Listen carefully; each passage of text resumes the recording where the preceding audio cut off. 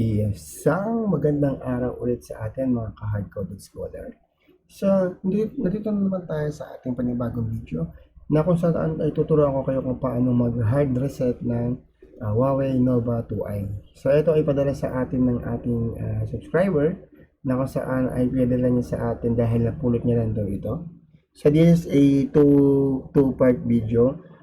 For this video, I will teach you how to hard reset this Nova 2i. Then after this video, magkakreate tayo ng another video kung paano naman mag-bypass ng format reset protection ng Nova 2i. Right? So, wala natin patagalin. Pagtapos ko yung intro natin, then mag-i-start na tayo. Nagkataon 3, pasok. Intro. 1, 2, 3. Intro. Pasok.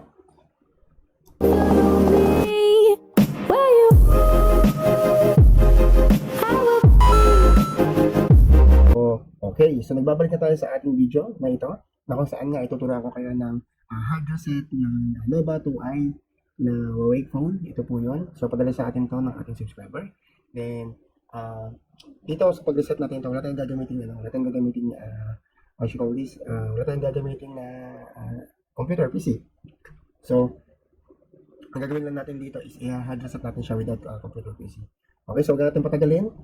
So, the first we need to do is just turn off the cellphone. So yan, turn off natin yan. Okay. So yan, turning off. So after natin ma-turn off ang cellphone, ang gagawin naman natin ngayon ay i-press natin yung button up and button power ng sabay. Then kapag lumabas na yung logo ng Huawei, re-release natin yun.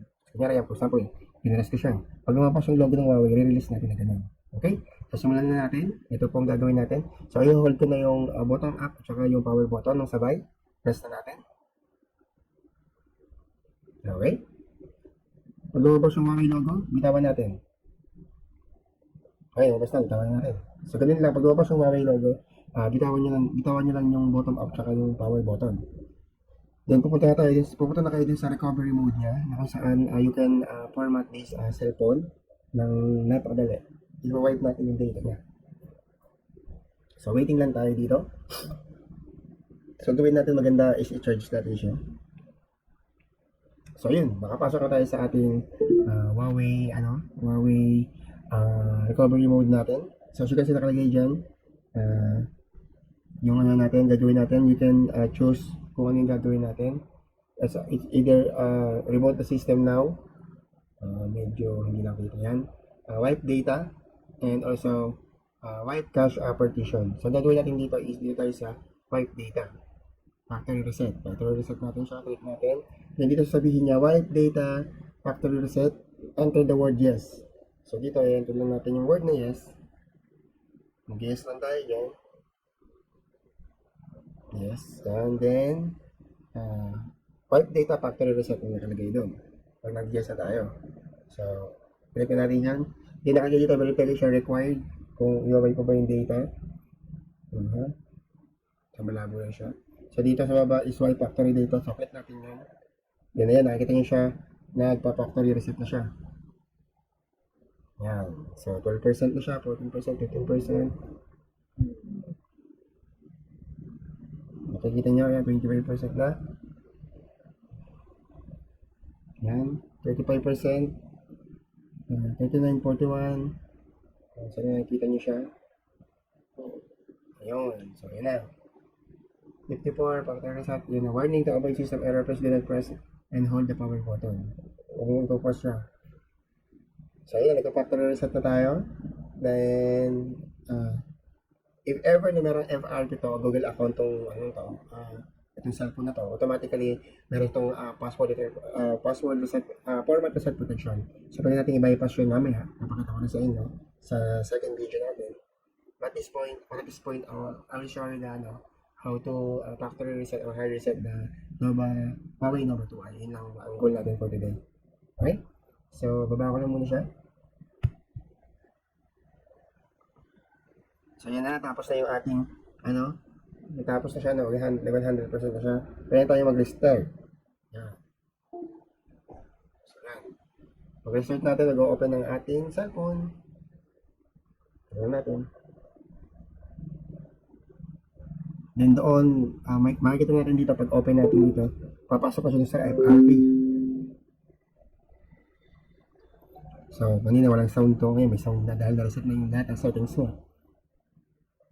So, as you can see guys, as you can see mga ka-hardcoded, ganyan lang kasimple yung pag-reset ng, Huawei phone, Nova 2i na to. Kaya mo siyang i-DIY. Ikaw lang para makalas ka sa gastos ng, sa gastos natin. If ever na nakalimutan mo yung passcode or yung pattern ng cellphone mo na ganito, pwede mo siyang i-DIY lang. Again, sa mga maraming salamat sa patuloy na sumusubaybay sa ating YouTube channel, sa TikTok account at sa natin, Facebook page natin. Tuloy-tuloy lang po natin yan. Kagaya na sabi ko, if ever na may mga gusto kayong ipadalang cellphone, iPhone or tablet na gustong paggawa, PM lang kayo sa page natin o sa TikTok natin o sa natin. Actually, sa TikTok marami na nagpapagawa. Sobrang dami na nagpapagawa sa TikTok. Hanapin nyo lang yun, Hardcoded Tutorial, tsaka Proc TV. So yan, medyo matagal lang. Huwag kayo maiinip pagka ganyan. Gawin nyo lang yan is wait nyo lang siya hanggang mag-open siya sa setup. Pag-setup na siya. Then if ever na may mga gusto rin kayong topic na itakal natin, comment down below lang sa mga gusto natin itakal na topic. PM nyo lang sa atin. So yan, waiting lang tayo. Nandun pa siya sa logo. Pagbalang mo natin nakapangalay.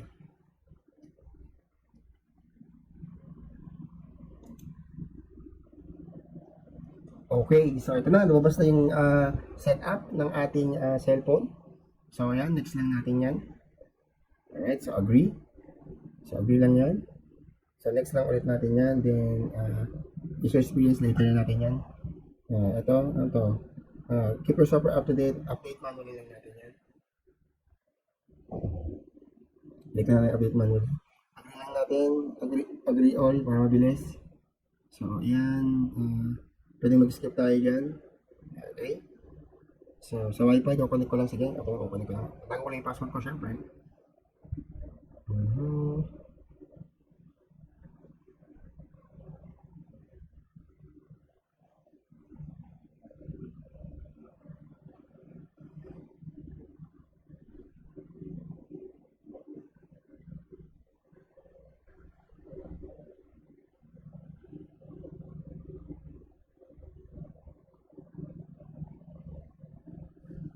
Yan, connect na natin sa wifi. Yan, nakakonect na. Then next lang natin. So as you can see, magkoconnect na ito ng FRP niya. Yung format reset protection. Kung walang format reset protection, mas maganda. Pero papakita ko pa sa inyo kung paano i-bypass yung format reset protection ng Nova 2i, Huawei Nova 2i. So yan, makapapansin nyo yan. Verify your Google account. Para makita nyo siya. Okay. So sa next video natin papakita to, itong pagbabypass ng FRP na to. And kung nakarating ka sa dulo ng video ito, maraming salamat sa panonood.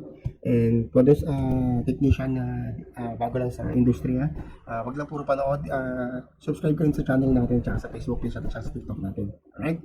And again, maraming salamat sa patuloy na sumusuporta. And eventually, kagaya ng sabi ko, practice lang po tayo sa ginagawa natin.